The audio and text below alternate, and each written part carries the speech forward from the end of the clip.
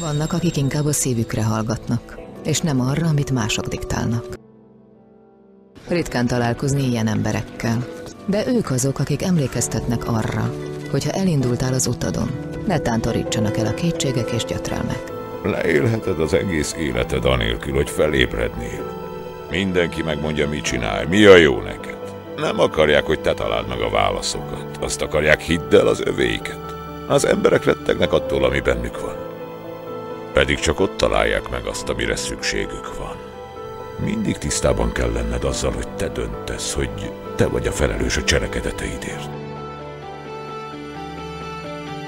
Senki nem tud olyan nagyot ütni, mint az élet. De nem az számít, mekkorát ütsz, hanem hogy mennyi ütést állsz ki, mikor talpon kell maradni. Bírni kell a pofont, és muszáj menni tovább. Csak így lehet győzni. Ha tudod, hogy mit érsz, menj és küzd meg azért, ami jár, és közben viseld el a pofonokat. Nem utogass másra, nem mondd, hogy nem te vagy a hibás, hanem ő vagy akárki. Ez gyáva duma. És te, fiam, nem vagy gyáva. Te jobb vagy annál.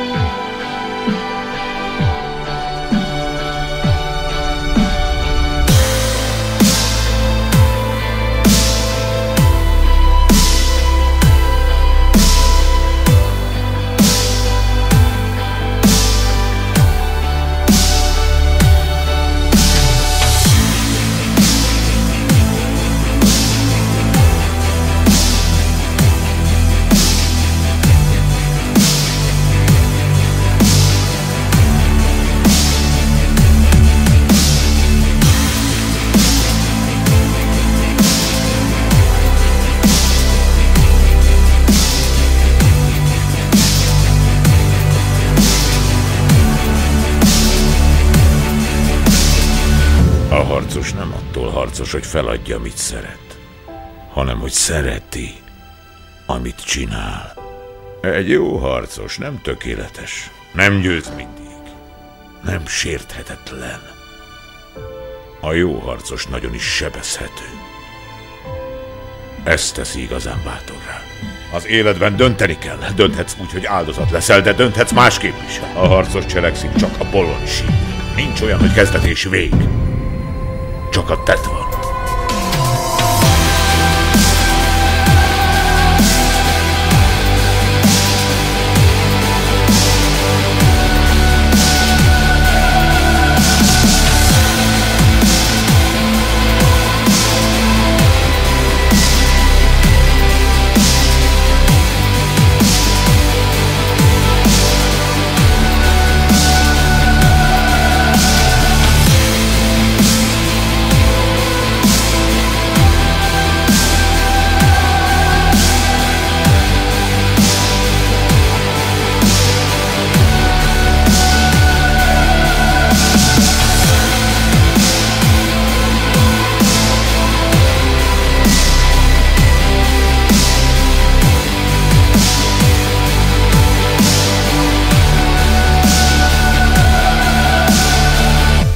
Ha nem kapod meg, amit akarsz, szenvedsz. Ha pontosan azt kapod, amit akartál, akkor is szenvedsz, mert attól fogva nincs mibe kapaszkodnod.